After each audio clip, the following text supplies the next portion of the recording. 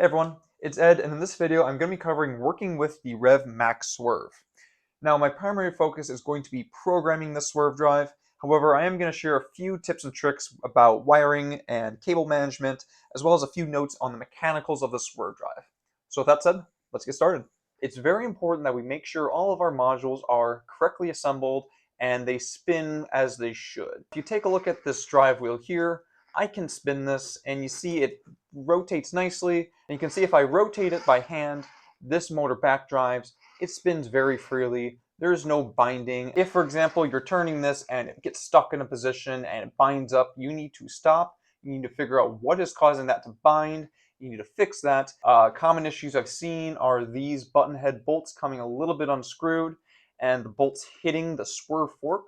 That'll stop the wheel from physically driving all the way. I've seen some teams missing the bevel gear right here, or maybe this drive gear, and when they spin this wheel, it just free spins forever. And that means that it won't actually drive, which is not what you want. I've also seen it where this swerve wheel won't turn all the way, and I've seen where this gearbox was assembled with a hand drill, and that meant that the whole gear stack was binding on one side and it wouldn't spin freely. So it's very important that you get all of this turning nicely and not binding for it to function properly. And it's important we do that first, because if we have to take something apart after we've done the electrical, it's going to be a pain. Another thing I think teams often forget they have to do is you need to grease these gears. Gears are not intended to run for long periods of time without any kind of lubrication in the teeth. It can cause them to wear down over time. So what I recommend you do is grab some forbidden jelly from Mark. What we're going to do is kind of work that into some of the gears just by hand. So you'll want your drive gear up here. You'll want the big turning gear. And then I also recommend you get the bevel gear here. What you're looking for is a little bit of film on each of your gears. And don't worry if you've got it applied a little unevenly. As the motors turn and as the wheels turn and the gears all move, it'll kind of even out over time. And yeah, that looks good. I'll go ahead and do that on the remaining Swerve modules.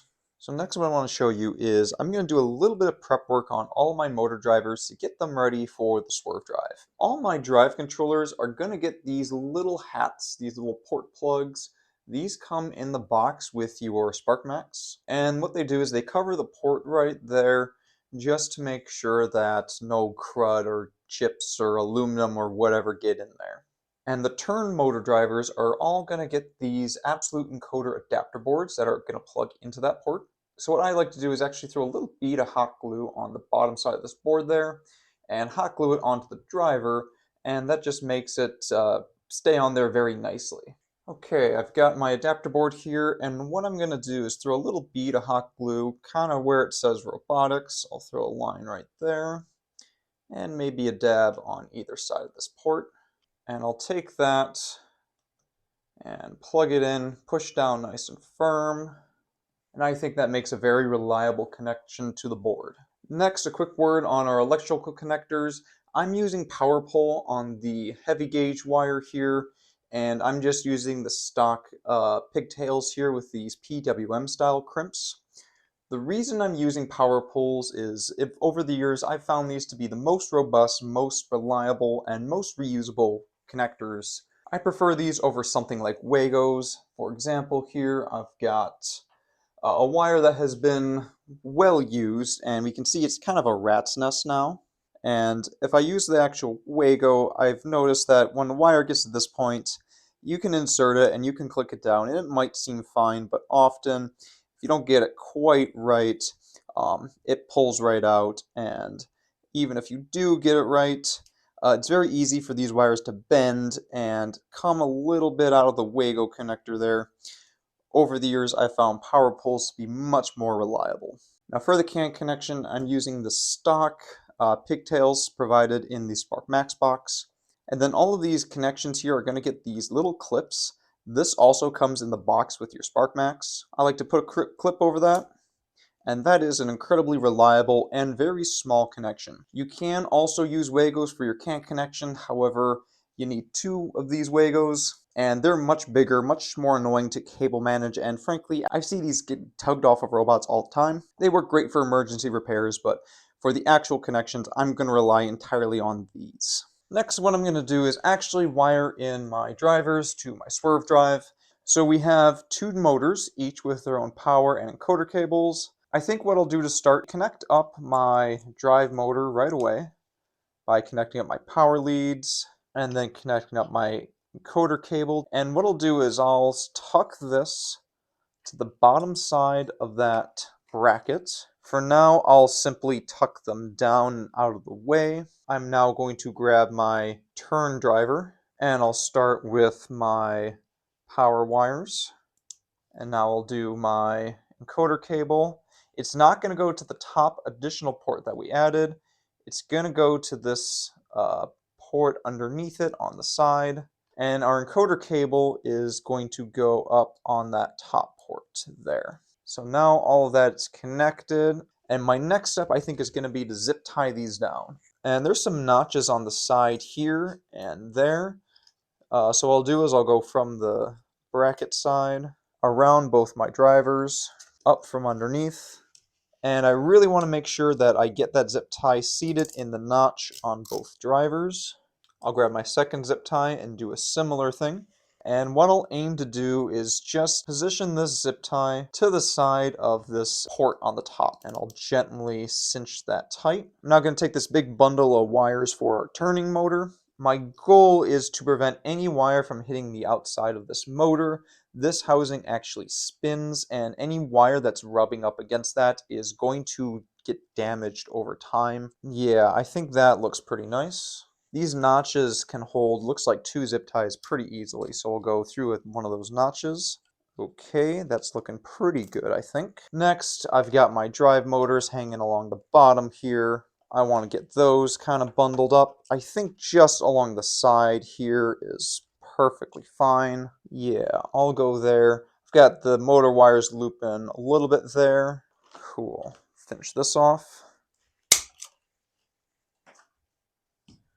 And here's a look at my final wiring here. What I'd like to point out is that every single wire kind of run, I've zip tied in multiple places to prevent any wires from like coming loose or getting caught in by the Swerve drive or anything like that. So my radio is zip tied down, my Rio is zip tied down, my distribution panel is zip tied down, my drivers are zip tied down, my wiring is bundled together. And with all this done, I believe it's time to move on to the actual programming. To get started with the programming, what I want to do first is download the starter code from Rev Robotics. To do that, I'll open up a web browser. I search Rev Max Swerve. I go to their page documenting their module. Click on that link. That takes me to their GitHub repo. I'll actually use Git to download this. CD to my desktop. Clone that. So now I should have Rev Robotics. Yeah, I now have the starter code on my desktop. I'll now launch VS Code, and I'll go to FRC, Java, constants. And what I'm looking for is here, this front left CAN ID, front right CAN ID, and so on. These are the CAN IDs associated with each of our motor drivers. And what I'm looking for here are these associated numbers. So it looks like all the turning motors are even. All the drive motors are odd, and we start at 10. We go front left, front right, rear right. Let's go over the robot and I'll show you what that all means.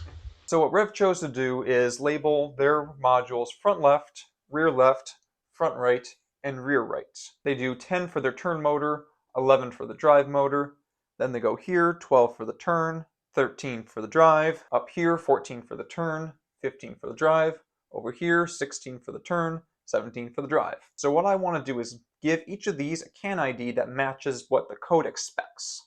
To actually assign these CAN IDs, I'll go ahead to my desktop, I'll launch the Rev hardware client, and I'm going to plug into each motor driver individually, so make sure it's updated, set its CAN ID, and then we'll turn it on and make sure they all look good. So I'll plug into my top driver first. I see it lights up. I'll click on my Spark Max. I'll make sure its CAN ID is set to 10. I'll click Persist Parameters, click Yes. Looks good. I'll unplug from that one. I'll plug into the drive controller, which is just below it. I see the spark max as well as the little triangle. The triangle says update available. So we'll go ahead and click update. We'll let that run and now see it show up. We'll click on this and we'll make this device 11. Click persist, click yes. Green light is good. I'll unplug from here. I'll plug into this top one. We see a light. I see it over here. That's good. I'll make sure this one says 12 and it's already been updated, so that's cool. I'll click persist. Yes. Okay. And again, these numbers are all coming from the rev code that we looked at. I'll need a plug-in to the bottom driver here. It gets a little tight and tricky. You could do this before you mount them all to the robots, but then you have to get the right motor driver in the right spots. I'll click scan. Nothing. Let me unplug. Plug back in. There we go. Update. Click update. Scan. Cool. This will be 13. Persist. Yes. Green is good. Unplug from this guy. Go up here next. All right, this time I grabbed a cable with a 90-degree end. I think that'll maybe help me get in here a little bit easier. There we go. Scan. There we go. Update. This will be 14.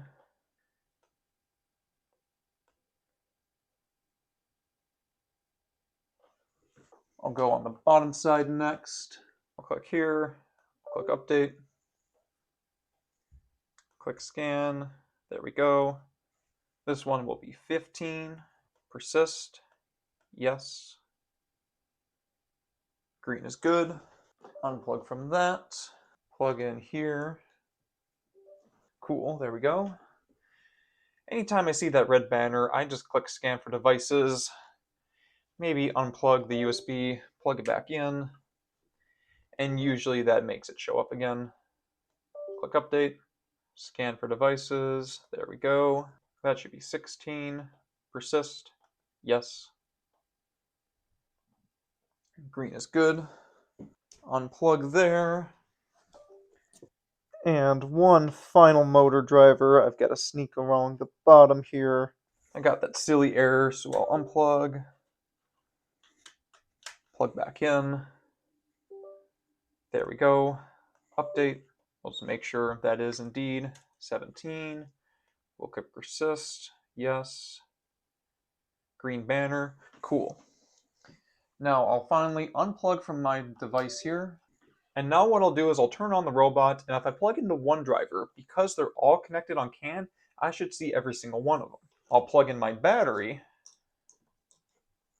and then turn on my robot. There we go. See blinky blinky lights.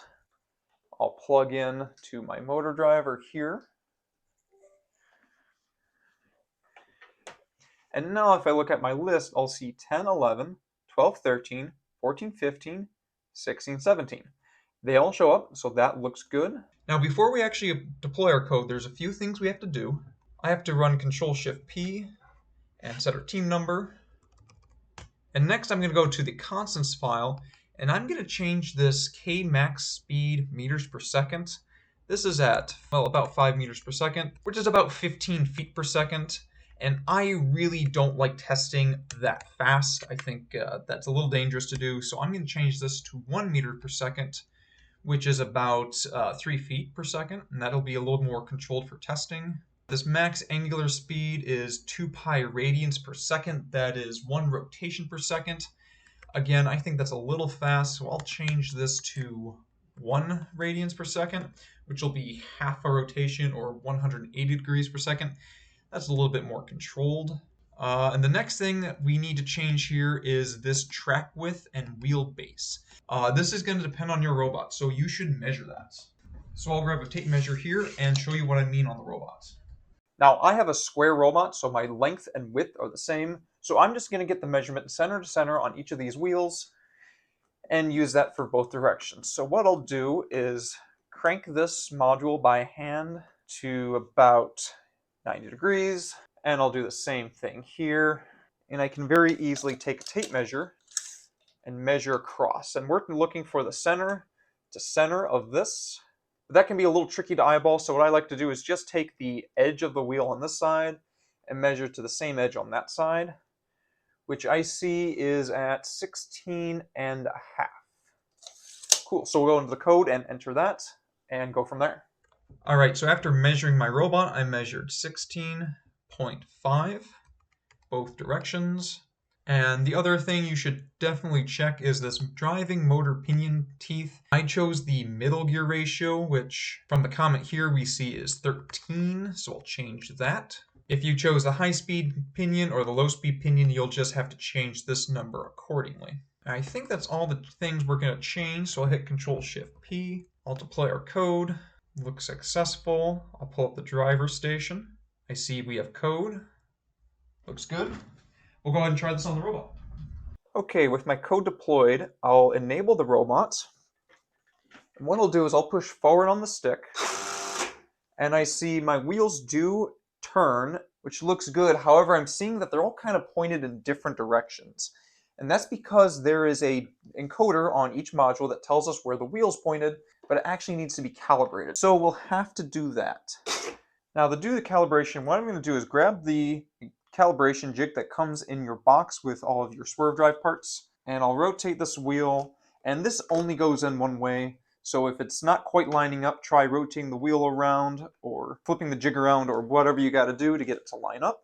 And I'll wiggle, and this should eventually seat on my swerve module here. Looks like it's a bit tight, but that's clearly in the spot it should be, so I'll call that good. And I'll leave that on here, and this turning motor this should be ID 14. So I'll go over to my computer, I'll make sure I'm plugged in, I am. I'll click on 14, Absolute Encoder, Max Swerve Module Calibration, click on Set 0 Offset. And that is now R0. I'll go ahead and click Persist Parameters, just to cover all my bases. Looks good. I'll pop this off. And I'll do the same thing on this one. Looks like I'm going to have to rotate this quite a bit. There we go. That looks good. That'll be number 16. I'll click on 16, Set 0 Offset, Persist Parameters, yes. Okay. And I'll do the same thing on the other side here. Okay. That is 10, 11, 12. Click on 12, Set 0 Offset, Persist Parameters, okay. And I will grab my calibration jig, line it up with the edges here. Okay, that looks good. Or that is motor 10. I'll click on 10, 0 Offset, Persist Parameters, okay. So again, I'll enable my robot. And now that we've done our calibration, everything is pointed straight. So if I push gently forward on the stick, see my hand is pushed backwards, that means the robot moves forward. If I push to the left, see they all move that way.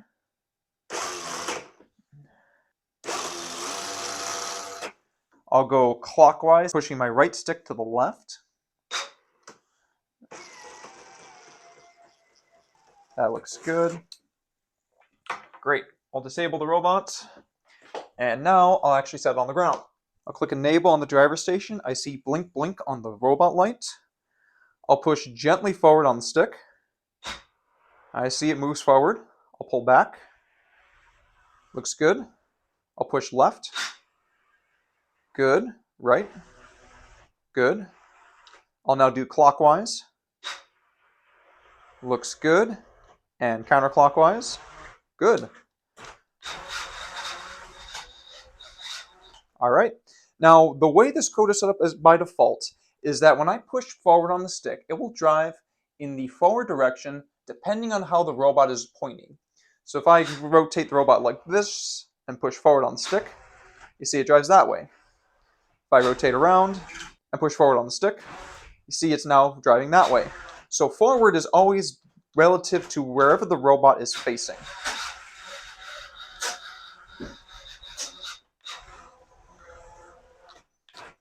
Okay, that looks good. All right, so as always, I hope you found this video useful. I know I found Max Swerve to be a little complicated the first time I approached it. I didn't really know what was going on or what I had to do.